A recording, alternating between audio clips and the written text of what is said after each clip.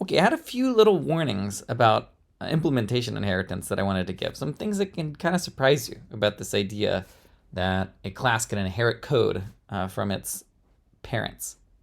So as it happens, as I note here, all reference types in Java are descendants ultimately of the object class. So for example, if I have a sled dog, which is a working dog, which is a dog, even though in my dog class that I made in our earliest lecture did not say extends object, it nonetheless extends object, meaning that it inherits all the methods that objects have.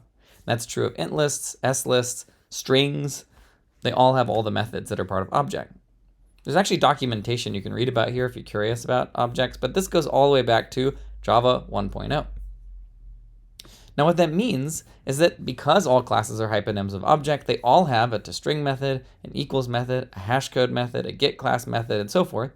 And these are all methods that you might someday learn about, but in this class we're only going to talk about 3 of them. toString and equals in a few lectures, and then hashcode coming later.